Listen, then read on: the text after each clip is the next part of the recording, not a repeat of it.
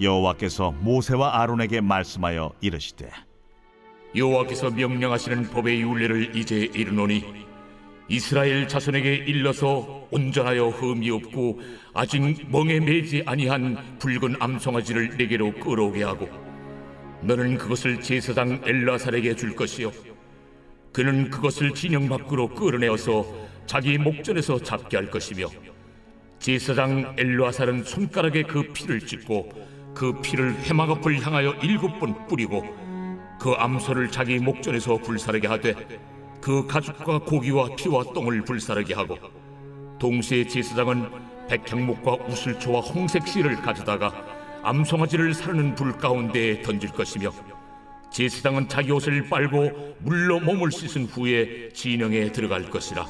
그는 저녁까지 부정하리라.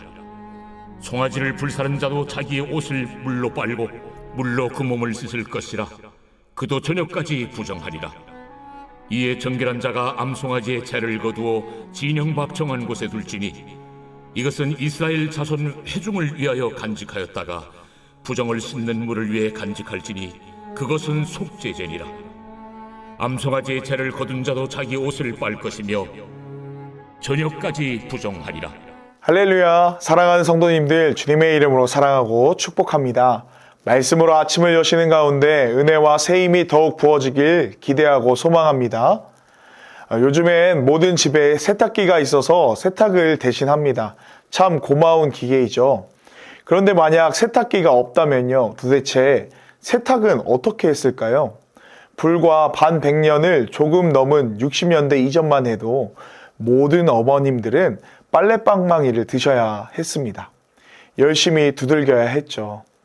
그런데 이 세탁은요, 그저 물에 불리고 두들긴다고 때가 빠지지 않습니다. 땀에 젖고 얼룩덜룩 더러운 티를 빨려면 세제가 반드시 필요합니다. 세제는 우리가 힘껏 두들겨도 뺄 수 없던 때를 벗겨낼 수 있습니다. 세제에 담궜다 빼야지만 누런 셔츠는 비로소 새하얗게 변합니다.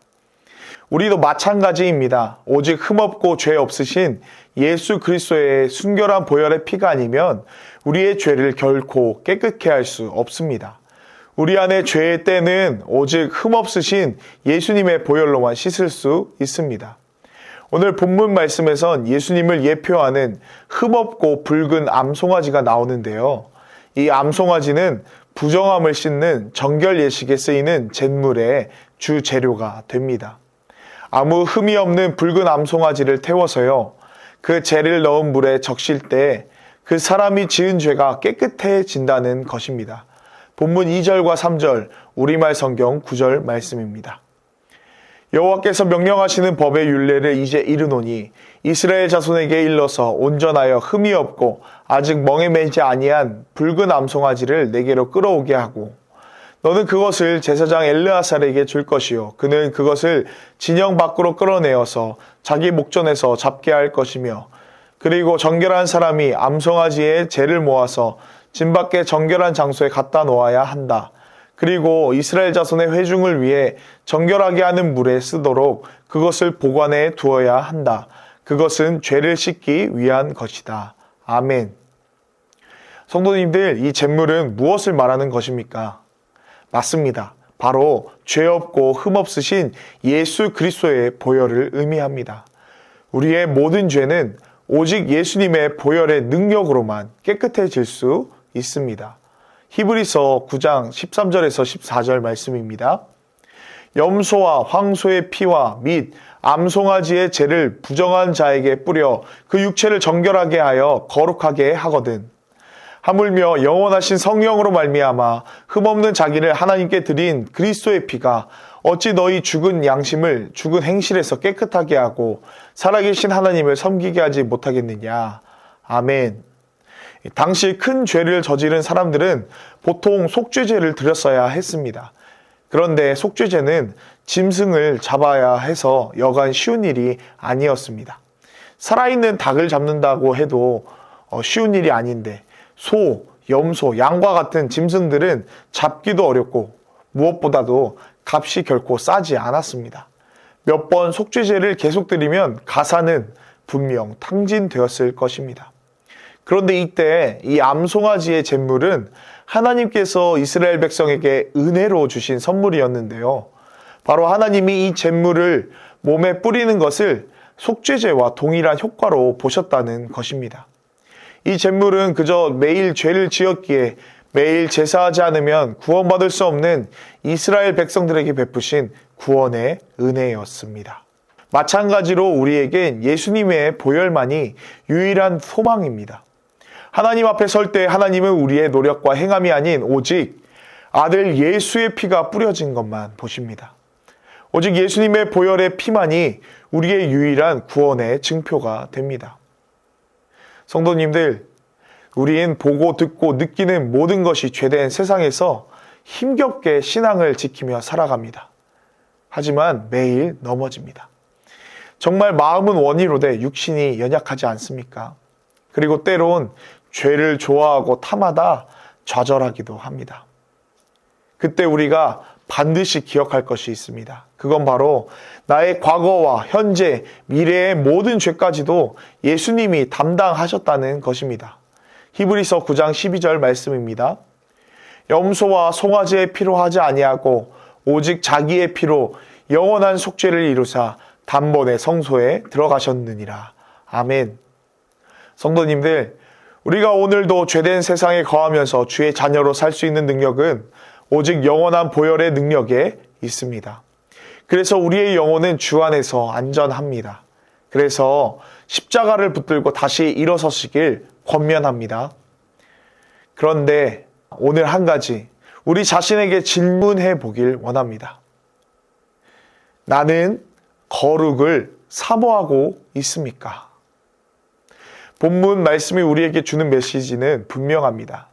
예수님의 보혈이 우리 모든 죄를 사하셨으니 그저 되는 대로 살아라는 것이 아닙니다. 오히려 받은 은혜에 감사해 예수님처럼 내가 거룩하니 너희도 거룩하라의 깨끗한 삶, 즉 거룩한 삶을 살라고 말씀하시는 것입니다. 거룩은 구분되는 것입니다. 그리스도인은 세상 사람들과 구별된 존재들입니다. 그러나 때론 겉으로 볼 때 세상 사람들과 그리스도인들은 많은 부분들이 비슷하죠. 큰 차이가 없고 똑같아 보입니다. 왜냐? 인간은 똑같이 연약하기 때문입니다. 그러나 분명한 차이가 있습니다. 그건 바로 죄를 깨닫고 돌이킨다는 것입니다. 즉, 거룩을 사모한다는 것입니다. 매일 타협하고 넘어지지만 그리스도 예수를 의지하여 다시 말씀 앞에 나아가 말씀을 붙든다는 것입니다. 성경은 이렇게 자기 죄를 깨달은 죄인들에게 스스로 성결케 하라고 말씀합니다. 역대하 7장 14절 말씀입니다. 내 이름으로 일컫는 내 백성이 그들의 악한 길에서 떠나 스스로 낮추고 기도하여 내 얼굴을 찾으면 내가 하늘에서 듣고 그들의 죄를 사하고 그들의 땅을 고칠지라. 아멘.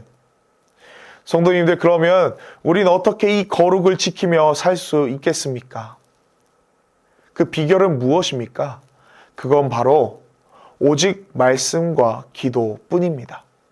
매일의 거룩을 지키는 비결은 오직 말씀과 기도뿐입니다. 디모데전서 4장 5절 말씀입니다. 하나님의 말씀과 기도로 거룩하여 짐이라. 아멘. 거룩의 비결은 말씀을 붙들고 성령의 능력을 구하며 기도할 때 주어지는 줄 믿습니다. 그래서 매일 있는 독한 남자, 독한 여자, 아침 묵상 예배, 1, 2, 3 기도 운동이 참 소중합니다.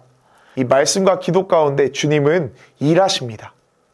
성도가 세상과 구별되는 차이점은 다른 것에 있지 않습니다. 오직 나를 구원하신 주님의 말씀 앞에 순종하고 기도하며 교제하는 것입니다. 그때만이 우린 오직 성령의 능력으로 살 수 있습니다. 저와 사랑하는 지체들 모두 말씀과 기도의 자리를 더욱 사모하는 거룩한 주의 백성들 되길 주님의 이름으로 축복합니다. 기도하겠습니다. 사랑의 주님, 오늘도 말씀과 기도로 새 하루를 허락하여 주심에 감사합니다. 오늘 거룩한 주의 날에 말씀과 기도의 자리를 예비하여 주셔서 은혜로 빚어가시는 줄 믿습니다.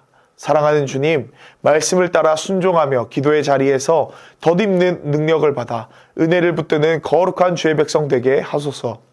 오늘도 주신 말씀을 붙들고 살길 원합니다. 갈망을 부어주소서. 예수님의 이름으로 기도했습니다. 아멘.